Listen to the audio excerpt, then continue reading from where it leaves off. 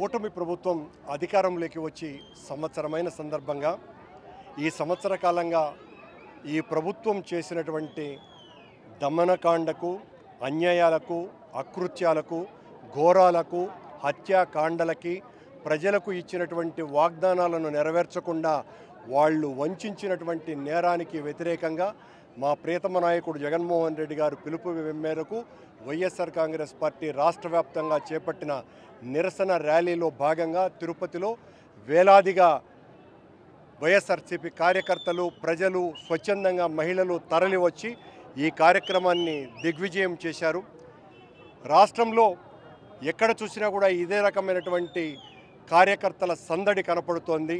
ఈ ప్రభుత్వం పట్ల ప్రజలకు ఒక్క సంవత్సర కాలంలోనే ఎంత ఆగ్రహం కలిగింది, ఈ మోసానికి ఎప్పుడెప్పుడు బదులు తీర్చుకోవాలన్నటువంటి కసితో రగిలిపోతున్నటువంటి జనహృదయ స్పందనే ఈ రోజున ఈ వెన్నుపోటు దినం సందర్భంగా కడలిలాగా తరలి వచ్చినటువంటి ప్రజల నినాదాలే చంద్రబాబు గుండెల్లో బాకులై గుచ్చుకుంటాయని తెలియజేస్తుంది. వెన్నుపోటు దినంగా ఈరోజు ఎందుకు అభివర్ణిస్తారు? చంద్రబాబు నాయుడు గారు అధికారంలోకి వచ్చి ఈ రోజుతో ఏడాది కాలం పూర్తవుతుంది. ఆయన అలవిగానటువంటి హామీలతో ప్రజలను దగాపరిచి వారి కూటమి పార్టీలన్నీ అధికారంలోకి వచ్చాయి. ఈ సంవత్సరం రోజులు ప్రజలకు ఎటువంటి సంక్షేమ పథకాలని అందించకపోగా రాష్ట్రం పైన 1,50,000 కోట్ల రూపాయల అప్పుని రుద్దారు. గతంలో వైఎస్ఆర్ కాంగ్రెస్ పార్టీ అధికారంలోకి వచ్చినప్పుడు ముఖ్యమంత్రి జగన్మోహన్ రెడ్డి గారు ఉన్నప్పుడు ఆయన నెల రోజుల నుంచే సంక్షేమ పథకాలను ఆడిన మాట కట్టుబడి అమలు చేసినటువంటి విషయాన్ని ఈ సందర్భంగా మేము గుర్తు చేస్తున్నాం.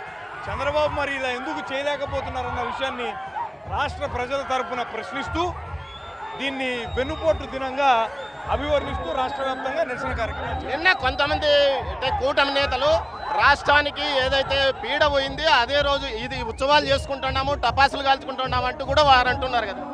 వాళ్ళు కలలు కంటున్నారు. వాస్తవాలు ఈ సంవత్సరం రోజుల్లోనే ప్రభుత్వం పట్ల విపరీతమైనటువంటి వ్యతిరేకత ప్రజల్లో గూడుగట్టుకొని ఉంది. చరిత్రలో ఇప్పటి వరకు ఇంత తక్కువ కాలంలో ప్రభుత్వం పట్ల వ్యతిరేకత కనపరిచినటువంటి పరిస్థితి ఎప్పుడూ జరగలేదు.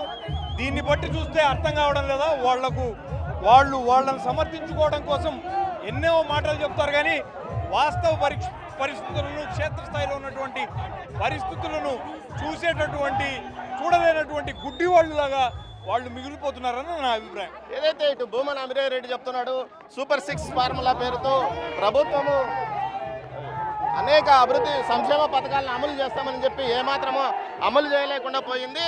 అందువల్లనే తాము ఈ ర్యాలీ నిర్వహిస్తున్నామని, నిరసన దినం చేస్తున్నామని అంటున్నారు. మరోవైపు ఏదైతే సత్యనారాయణపురం సర్కిల్ నుంచి ఇక్కడి వరకు భారీ ఎత్తున ర్యాలీలో ప్రజలు పాల్గొంటున్న పరిస్థితి.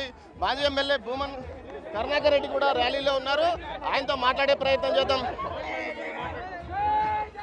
ఏదైతే మొత్తం మీద అయితే ర్యాలీ భారీగా కొనసాగుతుంది. సుమారు వేల మంది ఇందులో పాల్గొంటున్నారో మనం చూడవచ్చు.